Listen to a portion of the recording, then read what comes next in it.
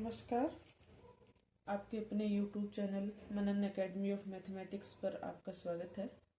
आज हम अपने फटाफट सीरीज में करने वाले हैं सारणिक डिटरमिनेंट। तो सबसे पहले हम देखते हैं कि डिटरमिनेंट क्या होता है, किस ऑर्डर का डिटरमिनेंट किस टाइप से हमें फाइंड आउट करना होता है। तो सबसे पहले डिटरमिनेंट की बात करें तो डिटरमिनेंट क्या होती है कि कोई भी बीजीय और संख्यात्मक व्यंजक जो भी है अपने पास, अलजेब्रिक है, न्यूमेरिकल है, जो भी, उनको अगर एक विशेष स्क्वायर शेप में लिख दे तो उसको हम क्या कहते हैं, एक सारणिक कहते हैं। जैसे मैंने ये लिखा कि A1 B1 A2 B2, ठीक है। तो ये अपने पास क्या बन गया, इसका सारणिक है। मैट्रिक्स को हम क्लोज ब्रैकेट में लिखते हैं, सारणिक को हम इस टाइप से लिखते हैं। क्लियर है। इसका जो संख्यात्मक रूप होगा वो क्या होगा अपने पास, A1 B2 minus B1 A2। हम यहां से डायगोनल की मल्टीप्लाई करेंगे, माइनस में ये मल्टीप्लाई करेंगे, तो ये अपने पास क्या होता है, इसका डिटरमिनेंट होता है। क्लियर है। ये तो आती है 2 क्रॉस 2 की, द्वितीय ऑर्डर का बोलते हैं इसको सारणिक, सेकंड ऑर्डर डिटरमिनेंट। अगर 3 ऑर्डर का अपने पास, जैसे A1 B1 C1 A2 B2 C2 A3 B3 C3, तो इसका डिटरमिनेंट हम कैसे निकालते हैं, हम क्या करते हैं, कॉरस्पॉन्डिंग एक रो या एक कॉलम से हम एक्सपेंड करते हैं इसको। फर्स्ट रो या फर्स्ट कॉलम से करेंगे तो हमने क्या किया, A1 बाहर रखा, 2 ऑर्डर का सारणिक बनाया। इस जैसे A1 के कॉरस्पॉन्डिंग कर रहे हैं तो A1 में हम ये दबा देंगे फर्स्ट रो फर्स्ट कॉलम, तो क्या एलिमेंट रहेगा अपने पास, B2 C2 B3 C3। Alternate sign लेके चलते हैं, या फिर ये कहें कि ये अपने पास क्या होता है, A11 होता है एलिमेंट, ये 12 होता है, ये 13 होता है। तो ये जो इनके सफिक्स में है ना, अगर ये ओड है तो नेगेटिव साइन आएगा, इवन है तो पॉजिटिव साइन आएगा। तो A1 माइनस B1 के कॉरस्पॉन्डिंग रो और कॉलम को हमने क्या कर लिया, दबा लिया। तो क्या आ गया, A2 A3 C2 C3 A2 A3 C2 C3 plus next sign किसका आ जाएगा, C1 प्लस का आएगा, और फिर C1 के कॉरस्पॉन्डिंग रो और कॉलम को दबाया तो A2 B2 A3 B3 A2 B2 A3 B3। अब इसकी तरह से जैसे अभी अपन ने इसका सारणिक निकाला था, इसी तरह से इसका निकालेंगे, A1 के साथ मल्टीप्लाई कर देंगे, इसका निकालेंगे B1 के साथ मल्टीप्लाई कर देंगे, इसका निकालेंगे C1। बस एक ये ध्यान रखना कि आपको यहां से इस ऊपर से नीचे इस साइड आना है। क्लियर है। तो ये सारणिक है, होप सो सबको निकालना आता ही होगा, क्योंकि ये ज्यादा मुश्किल काम नहीं है। क्लियर है। तो हम क्या करते हैं, नॉर्मली इसका जो हम एक्सपेंड करते हैं ना, वो फर्स्ट रो या फर्स्ट कॉलम से ही करते हैं, ठीक है। बाकी साइन का थोड़ा फर्क पड़ता है, वो ध्यान रखना आप, प्लस माइनस का। क्लियर है। अब क्या कहता है कि कोई भी अगर त्रिभुजाकार और विकर्ण सारणिक है ना, तो उसका जो मान है, जैसे अपने पास क्या दे दिया, कोई डायगोनल मैट्रिक्स दे दी, डायगोनल सारणिक ले लो, मैट्रिक्स को फिर डायगोनल सारणिक में चेंज करना पड़ेगा।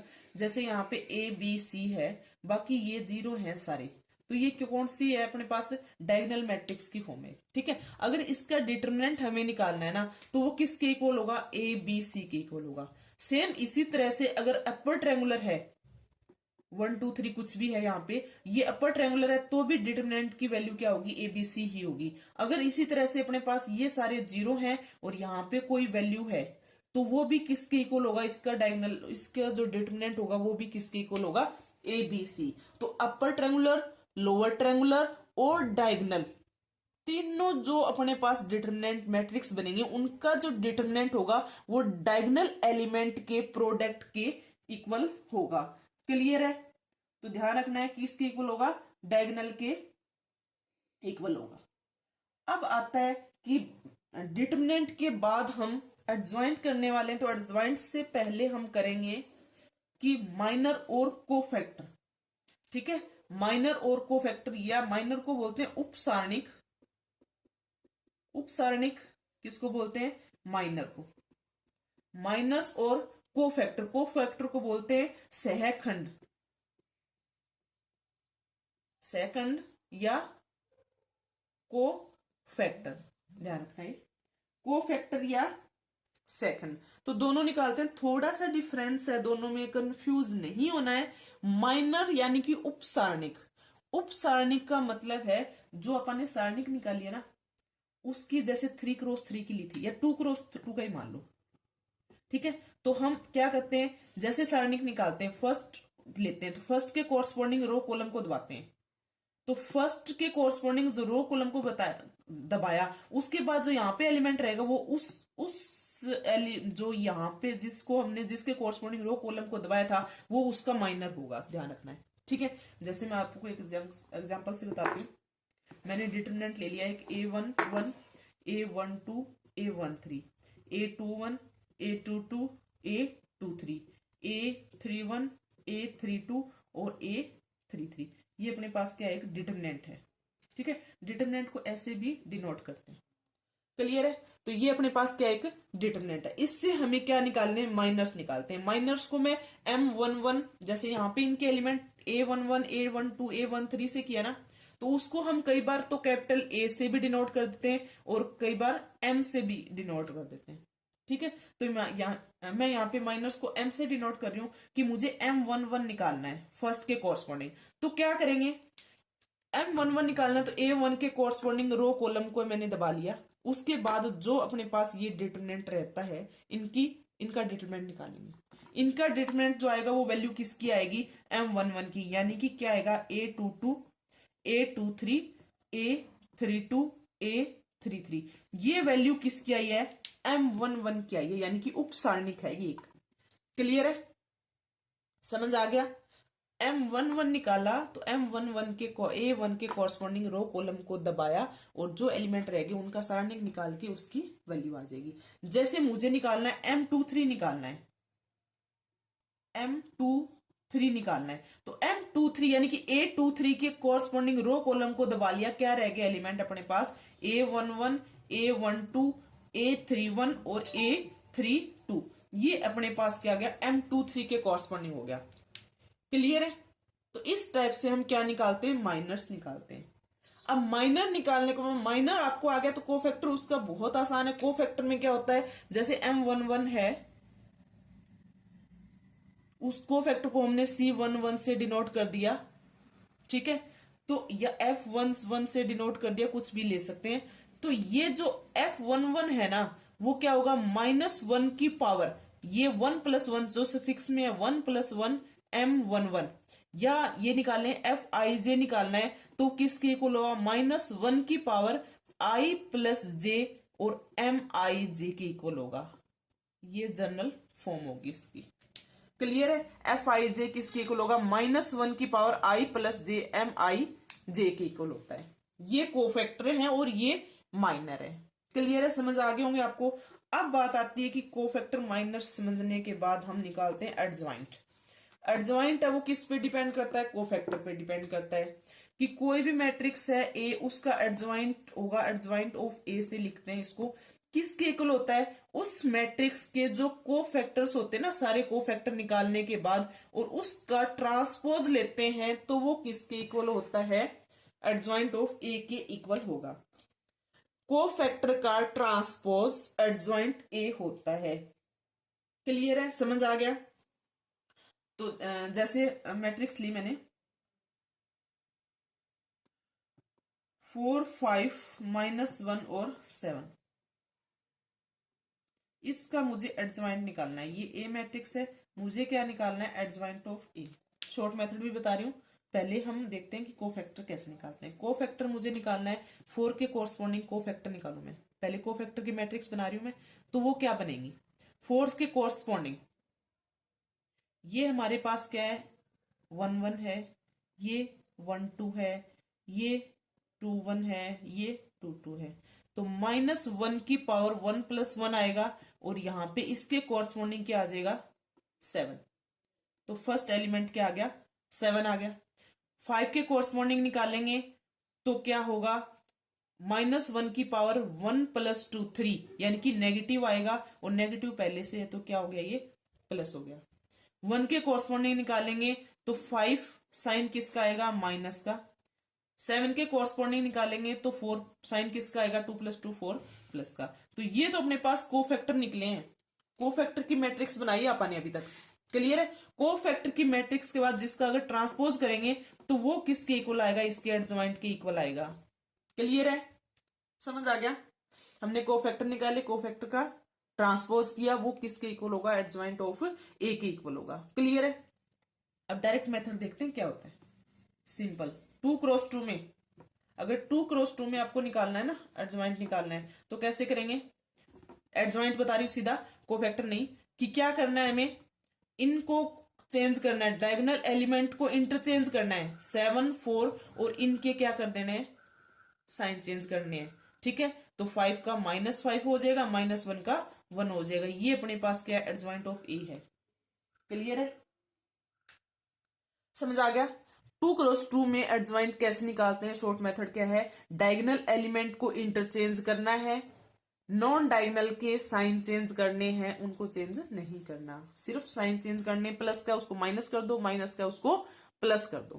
क्लियर है, तो ये निकाला हमने एडजॉइंट। 3 × 3 का है, उसका शॉर्ट मेथड भी है, बट वो बहुत कॉम्प्लिकेटेड हो जाता है, उसके लिए बहुत प्रैक्टिस करनी पड़ेगी आपको, जब जाके आप क्वेश्चन ठीक कर सकते हो।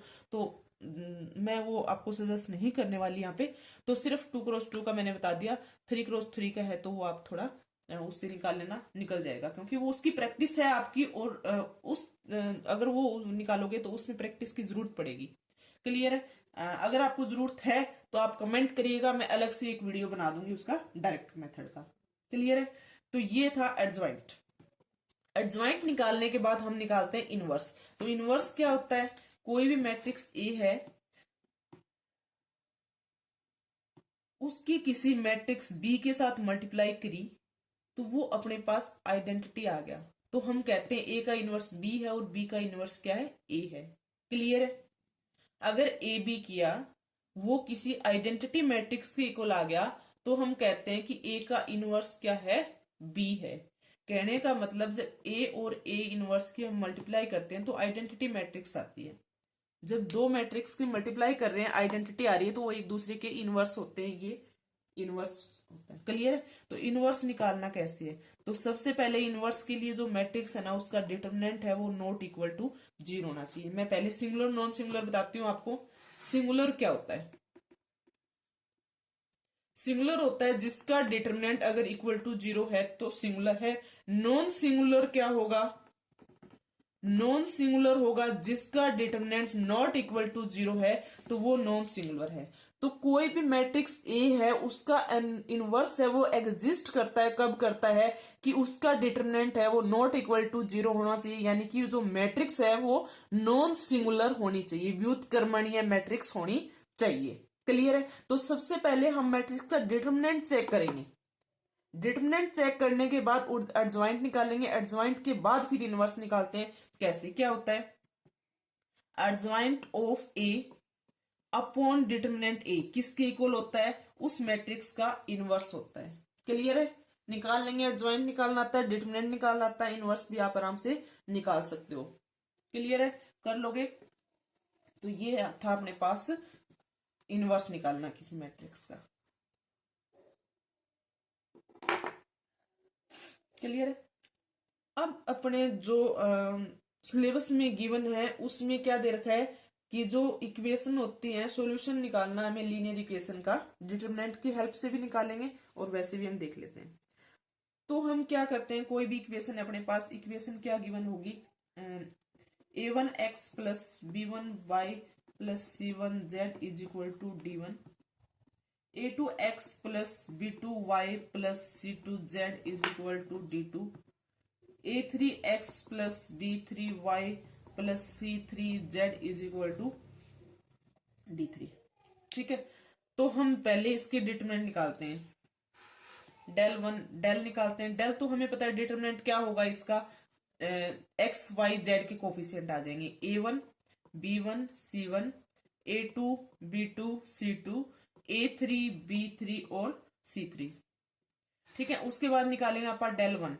डेल वन क्या होगा, जो a1 के कॉरस्पॉन्डिंग जो x के जो कोफिशिएंट थे उसकी जगह क्या आ जाएगा, ये राइट साइड में जो अपने पास है कांस्टेंट वैल्यू वो आएंगी। क्लियर है। तो क्या आ जाएगा, A1 A2 A3 की जगह क्या आ जाएगा, D1 D2 D3 आ जाएगा। बाकी एज इट इज रहेंगे, ये सेम आ जाएंगी दोनों रो, दोनों कॉलम सॉरी, ठीक है।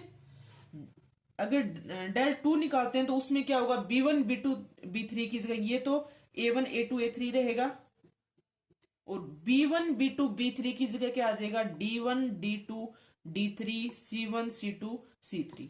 नेक्स्ट डेल 3 निकालेंगे तो उसमें A1 A2 A3 तो as it is, B1 B2 B3 भी as it is, C1 C2 C3 की तरह क्या आ जाएगा, D1 D2 और D3। तो सबसे पहले हमें ये निकालने होते हैं।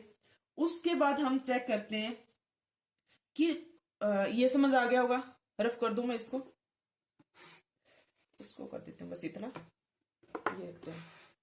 उसके बाद हम चेक करते हैं, सबसे पहले तो ये आप बाद में निकालें, आप चेक करें कि जो आपके पास समीकरण दे रखी है उसमें जो डेल निकाला था आपने, वो डेल है वो नॉट इक्वल टू जीरो है या नहीं है। क्लियर है। अगर वो नॉट इक्वल टू जीरो है, जीरो के इक्वल नहीं है, तो हम कहते हैं कि जो उसका हल होगा ना वो कंसिस्टेंट होगा, संगत हल होगा, यूनिक सॉल्यूशन होगा, संगत हल होगा। क्लियर है। क्या होगा, हल संगत होगा, यूनिक हल होगा। वो हल क्या होगा, एक्स की वैल्यू क्या होगी, एक्स की वैल्यू होगी डेल 1 अपॉन डेल, दिख रहा होगा, y की वैल्यू होगी डेल 2 अपॉन डेल, z की वैल्यू होगी डेल 3 अपॉन डेल। क्लियर। तो ये अपने पास एक्स वाई जेड की वैल्यू आ जाएगी।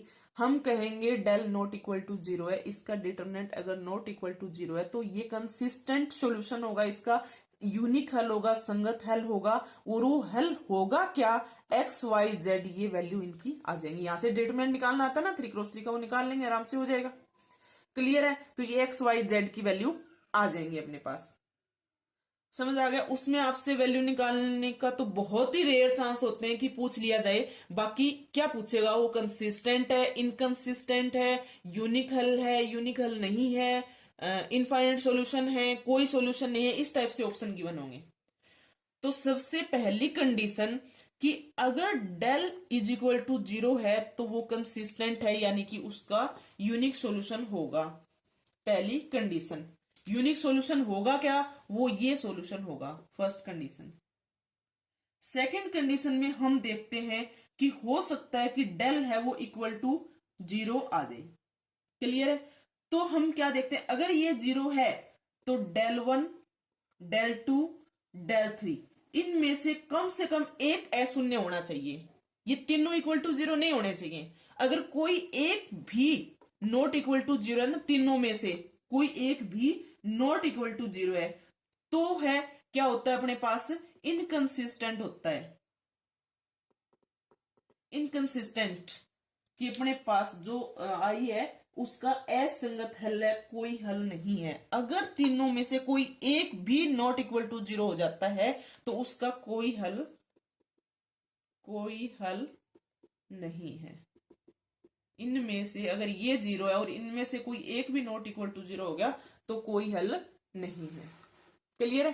थर्ड कंडीशन में अगर ये जीरो है और ये सारे भी जीरो आ गए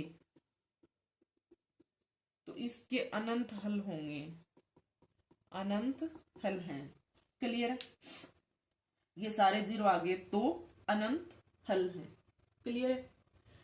तो ये पूछा जा सकता है आपसे कि इसका कोई हल होगा, कोई हल नहीं होगा, यूनिक सॉल्यूशन होगा, अनंत हल होंगे, ये पूछा जा सकता है। ठीक है।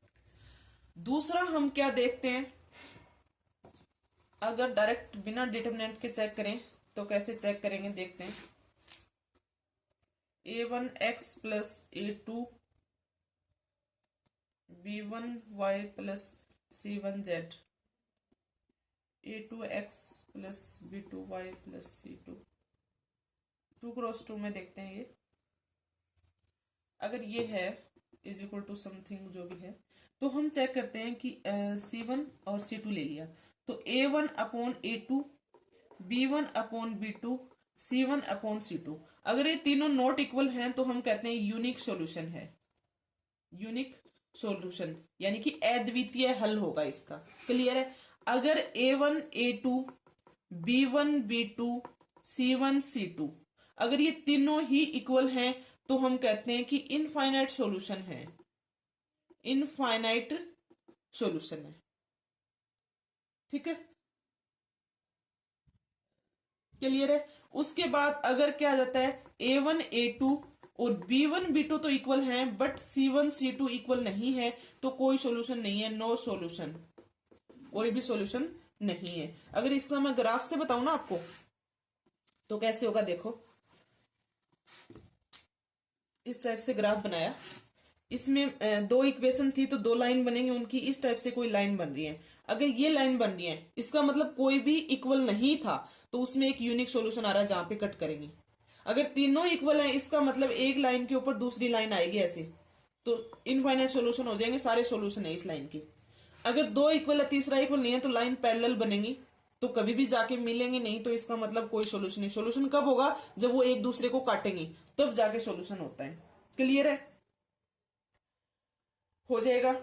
अब आपसे क्वेश्चन पूछती हूं मैं कि कोई क्वेश्चन है कि के मान ज्ञात करना है, जिसके लिए हमारे पास जो इक्वेशन दे रखी है उसके जो हल है वो क्या है, निरर्थक हल है, अनिरर्थक हल है।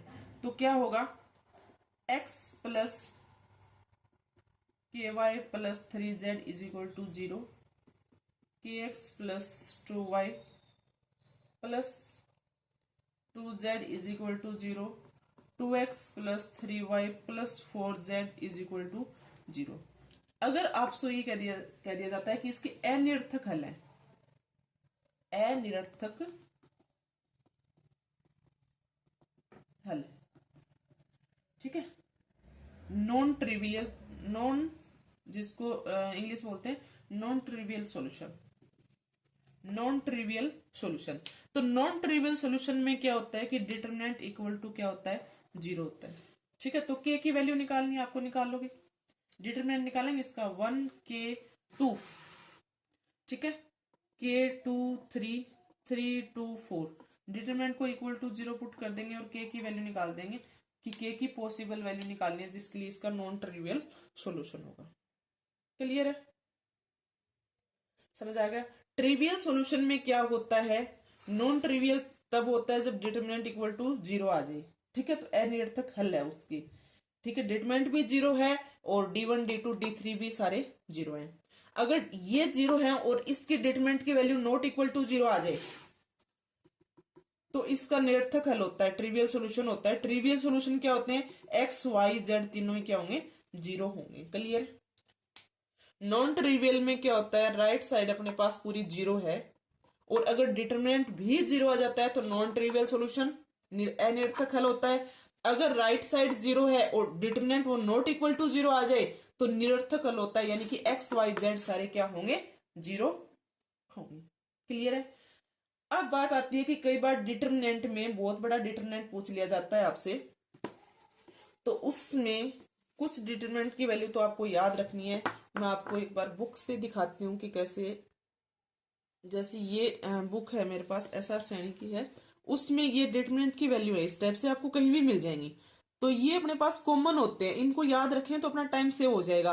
ABC BCA CAB तो किसके इक्वल होता है, 3ABC minus A cube minus B cube. इनको आप 3-4 बार लिखे देखोगे तो अपने आप याद हो जाएंगे, ज्यादा मुश्किल नहीं है। ये 5 ही अच्छा है, तो इनको आप एक बार याद कर लें, 3-4 बार लिख लें, आपका सेव हो जाता है और मोस्टली आ ही जाते हैं क्वेश्चन इस टाइप से कुछ। ठीक है, तो ये था अपने पास ये डिटरमिनेंट, आप इनको याद कर सकते हैं। दूसरा, अगर याद नहीं रहते हैं तो उसके लिए मैं आपको मेथड बताती हूँ कि अगर ये पूछ लिया जाता है कि ये डिटरमिनेंट दे दिया, नीचे 3-4 ऑप्शन की मैं वैल्यू दे रखी है आपको कोई भी, और आंसर पूछा जाता है कि क्या कौन सा ठीक है, टिक करना है आपको, तो आप क्या करोगे, ABC की वैल्यू कुछ एज्यूम कर लेके चलेंगे।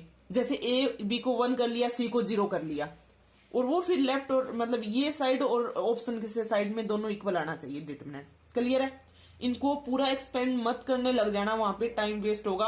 अगर आपको डायरेक्ट याद है तो अच्छी बात है, याद नहीं है तो भी आप ABC की वैल्यू एज्यूम करें और उसके बेस पे दोनों को ऑप्शन से और जो डिटरमिनेंट गिवन है उनको इक्वल करके वहां से क्वेश्चन कर सकते हैं। क्लियर है। जैसे ये क्वेश्चन आया हुआ है, इसमें अपने पास ये दे रखा है, फर्स्ट क्वेश्चन है 1ab+c, 1bc+a, 1ca+b। तो इसको मैं आपको सॉल्व करके दिखाऊं तो क्या होगा,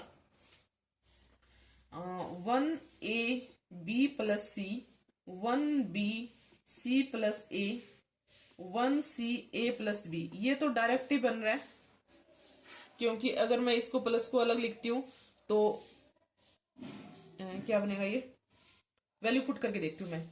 a1 ले लिया, b1 ले लिया, c0 ले लिया, ठीक है, ले सकती हूँ, कोई फर्क नहीं पड़ेगा। तो a1 ये ले लिया तो क्या आएगा अपने पास, 1 1 1 1 1 हो गया। a b c, या c को -1 ले लो आप एक बार। 0 लेने से अपने पास जो ऑप्शन है, दो ऑप्शन 0, ए बी सी भी 0 बन रहा है, 3abc एक ऑप्शन, उससे भी 0 बन जाएगा, और एक 0 ऑप्शन दे रखा है, तो आप -1 ले लो, सी की जगह 0 मत लो। तो 1 1 -1, b+c क्या हो जाएगा, 0, c+a वो भी क्या हो जाएगा, 0, a+b क्या हो गया, 2 हो गया।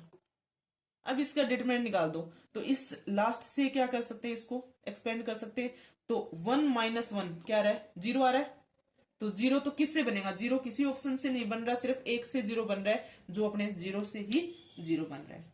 क्लियर है, बाकी किसी ऑप्शन से 0 नहीं बन रहा है। ये वैल्यू पुट करते हैं तो एबीसी क्या पा। तो इस टाइप से आप क्वेश्चन सॉल्व कर सकते हैं। क्लियर है, हो जाएगा। तो ये अपने पास था डिटरमिनेंट के कुछ क्वेश्चंस किए हमने और रिजल्ट देखे। अब हमारे पास कुछ रह गए, कुछ एडजॉइंट के रिजल्ट रह गए, तो वो मैं आपको डायरेक्ट बुक से दिखा देती हूँ, एक बार उनको देख लेना कि क्या कहता है कि कोई भी मैट्रिक्स ए है, उसके एडजॉइंट के साथ अगर मल्टीप्लाई करते हैं तो वो किसके इक्वल होता है, डिटरमिनेंट ऑफ ए इंटू आई ए के। नजदीक करते मैं, थोड़ा दिखाई नहीं दे रहा। क्लियर है। दूसरा है कि डिटरमिनेंट निकालें एडजॉइंट का, वो किसके इक्वल होता है, मैट्रिक्स का डिटरमिनेंट निकालें और जिस ऑर्डर के उसमें से एक माइनस कर दें तो उसके इक्वल होगा। एडजॉइंट इंटू एडजॉइंट ए निकालना है, तो क्या डिटरमिनेंट निकाल के उस डिटरमिनेंट की पावर क्या करनी है, n-2, जितने ऑर्डर का उसमें से 2 माइनस करना और a के साथ मल्टीप्लाई। जब ये मैट्रिक्स बनेगी तो ये a के साथ मल्टीप्लाई करना है। अगर इसी का हम क्या निकालते हैं, डिटरमिनेंट निकालते हैं, एडजॉइंट इंटू एडजॉइंट a का डिटरमिनेंट, तो वो किसके इक्वल होता है, डिटरमिनेंट ऑफ a की पावर n-2 का स्क्वायर के इक्वल होता है। तो ये जो दो रिजल्ट है ना, वो आपके पास बहुत इंपॉर्टेंट है। ये दो इंपॉर्टेंट है, बाकी इतना कुछ नहीं है। ये बहुत इंपॉर्टेंट है, मोस्ट इंपॉर्टेंट लगा लेना इन पे और इनको अच्छे से कर लेना। क्लियर है। दोनों में से 99% चांस है कि अगर एडजॉइंट्स की प्रॉपर्टी से क्वेश्चन बनता है तो यहीं से क्वेश्चन बनेगा। एडजॉइंट ऑफ ए ट्रांसपोज क्या होता है, चाहे पहले एडजॉइंट निकालें फिर ट्रांसपोज करें, या पहले ट्रांसपोज करके फिर एडजॉइंट निकालें, दोनों इक्वल होते हैं। एडजॉइंट ए बी, जहां पे मल्टीप्लीकेशन आ जाती है मैट्रिक्स की, रिवर्स लो लगता है, तो एडजॉइंट बी एडजॉइंट ए के इक्वल होगा। एडजॉइंट ए की पावर m है, या फिर पहले एडजॉइंट निकाल के फिर पावर करें बराबर। एडजॉइंट अगर किसी स्केलर के साथ ए की मैट्रिक्स मल्टीप्लाई कर रहे हैं, स्केलर की मैट्रिक्स ए के साथ मल्टीप्लाई कर रहे हैं और फिर एडजॉइंट निकाल रहे हैं, तो वो किसके इक्वल होगा, वो स्केलर है उसकी पावर क्या होगी, जितना ऑर्डर उससे एक कम पावर होगी, पहले बाहर निकाल लें और फिर एडजॉइंट निकाल लें। तो एक ये भी इंपॉर्टेंट है। नेक्स्ट एडजॉइंट आई एन का निकालते हैं तो आई एन आइडेंटिटी मैट्रिक्स के तो इक्वल होता है, और जीरो मैट्रिक्स का निकालते हैं तो एडजॉइंट जीरो ही होगा। नॉर्मल सी चीजें आपको पता होगी, ठीक है। एक सममित मैट्रिक्स है तो एडजॉइंट भी सममित होगा, विकर्ण मैट्रिक्स है तो एडजॉइंट भी विकर्ण मैट्रिक्स होगी, त्रिभुजाकार है तो एडजॉइंट ए भी त्रिभुजाकार होगी, अव्युत्क्रमणीय है तो एडजॉइंट क्या होगा उसका जीरो होगा। अगर इनवर्स नहीं निकाल सकते ना जिस मैट्रिक्स का, उसके एडजॉइंट का डिटरमिनेंट भी क्या होगा, जीरो। किसी मैट्रिक्स का डिटरमिनेंट जीरो है तो एडजॉइंट के डिटरमिनेंट का भी क्या होगा, जीरो होगा। क्लियर है। तो ये अपने पास कुछ एडजॉइंट के वो थी, प्रॉपर्टी थी कुछ। क्लियर है। तो लगभग अपना हो गया है। मैट्रिक्स डिटरमिनेंट कुछ रह गया होगा तो मैं देखूंगी आपको फिर से एक बार और एक वीडियो में कुछ क्वेश्चन और कुछ रह गया तो वो करवा दूं, क्योंकि थोड़ा बड़ा टॉपिक है मैट्रिक्स और डिटरमिनेंट का। मैंने कोशिश की है कि 2 वीडियो में मैंने छोटा छोटा पार्ट करवाया है। अगर फिर भी कुछ रहता है तो मैं एक वीडियो इसका और बना दूंगी।